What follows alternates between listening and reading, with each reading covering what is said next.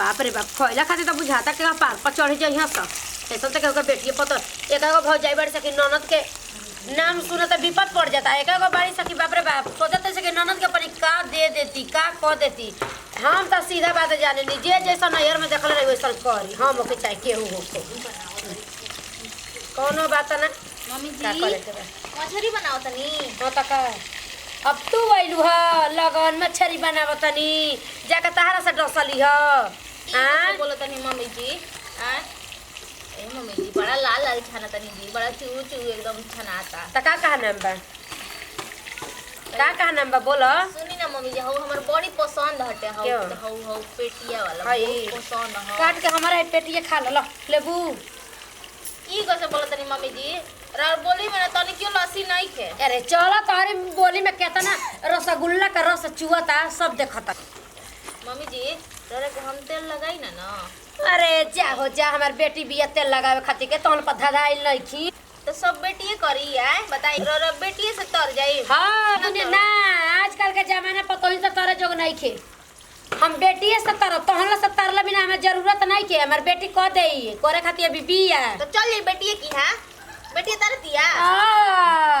हाय देखा हो माने कबे से लेके हमार- तो मुंह में अंगूरी लगवैले बाड़ी हमार घर दुआर आई देखा हमारा के कहत ऐसा कि चल जा तेरा और घर द्वारा तो बेटिए का गुण गावत रही ना जी हाँ तो का बेटी के गुण ना गाई तो तहन लोग के गुण गाई इतना ना, ना माने पतोहिए को लुहाटी से दागत तनी ना, सब ना। रवा सबके हैं बेटी के मूर्ति बनवा दा गाना में हां बहन लो बढ़िया आई रही देखी नहीं तो हम लोग हम बनावा तनी रुक लोग जा कहला कि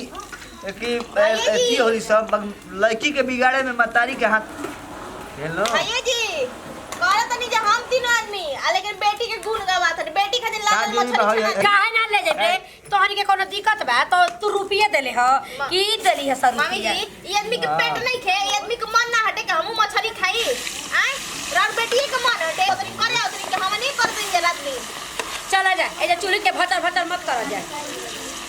हां तो जाने रात दूर ला छपा तो हमनी को छोड़ दे ए का हो ए पे कइले ये का खात का कहत रह जब मरबे तो बेटी का तुसी गंगा जब देवे हां हमर बेटी है नती हसरे नती हसर हां ठीक है बा मिल वही मिलता है लेकिन यार ठीक नहीं के होत एकदम ठीक नहीं के होत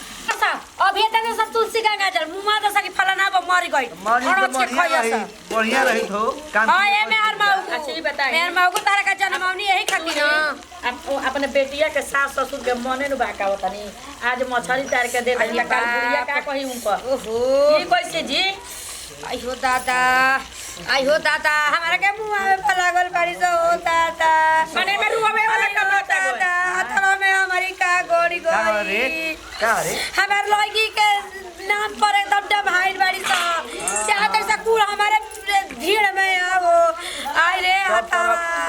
करनी के फल ह आयो हमार मने रोनी को बहाना खोज लेनी हां छोड़ दीजिए सब हम मालन हमारी छोड़ दी। माल हमारी करे या पर चढ़ल बना सब हाय नतिया का बेटिया के बेटा अपना लेके जा हाय नतिया का बेटा टूअर हो दादा लाल बजे बखेड़ा बना चल राती की तो गाला में ऐसा ने होगी त करके सौरिये में मुंह आ देले राती चट देने आई के हो दादा देवाई से अभियो ले आयो बाप मेहर के कहला में पड़ल बा मेहर बतुआ छोड़ दीजिए आयो जा ले जा दिया कहीं ले जा मैं घर घरियो लिख दिया दिया के नाम है लिख लिख रे तोरा कोनो दिक्कत बा लिख ना हमारा दिक्कत नहीं हमने के पूरा पर उठा के आइल बानी जा आयो दिया के ले जा तो बना दे दे मत दे दो ये भाई अरे मैंने भाई। भी शराब हुए यानी कि मैंने क्या शराब हुए जोरी गईली तो बताइए कि लोग हाथ में कहले का गोड़ होई कहले का कर देलो सब आयो दादा बथे लागल अंगुरिया हां त जे जैसन करियो सब पइबे ना करी बेटी के बनाने खातिर डांड में दर्द नहीं के आ ठेउना में हमनी के तनी कह दी जा के तनी अखिया में एक गोबर लिया दी अखिया में तो दर्द पड़ हो गइल जाए हो